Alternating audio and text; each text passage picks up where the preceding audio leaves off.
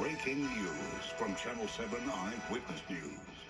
And I am David Navarro, and we are following breaking news. The union representing the Long Island Railroad updating us on the very latest efforts to end a strike now in its third day. Here's what they just had to say. We have now is when we counter, then there's going to be another counter, and another counter, and another counter, and another counter, and another counter. The question to the taxpayers should be, and the riders, when can we get our service back? And that is a very fair question. As soon as the games are over, I promise you, we'll be able to do what our members like to do best, and that's to serve the region. What is the latest offer? Listen, obviously, and we can't get into the particulars here because it complicates it. But like we said, I just wanted to give you guys an update with regard to the delay. We had to leave and eat lunch like every other human being.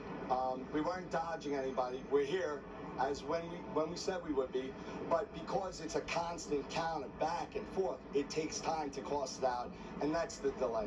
So Mr. Laverson accused you essentially of dragging your feet and not being serious about the negotiations. How do you respond to that? It's laughable. Typical MTA fashion. Look, remember, we've been through 2 presidential emergency boards. We've been negotiating for how long? We were requesting meetings since March 20th. And then all of a sudden, as the countdown approaches to self-help, then it's lock yourself in a windowless room without without Wi-Fi or printer, and hurry up, and we got to get a deal done. Hurry up, we don't work like that. We told them from day one, do not put us in this situation. And you know what they did? They ignored us. So here we are.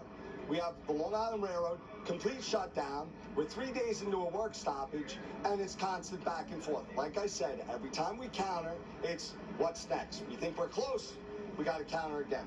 I don't know how long it's going to go on for. Well, there you have it. That's the union representing the Long Island Railroad workers. About an hour ago, a spokesman for the MTA updated it as well and also described the talks as not being as optimistic as they once had before. They appear, by some reports, close to some kind of a reached agreement on the 4th year of increases in wages. But as you just heard from both sides now, they are still at a standstill.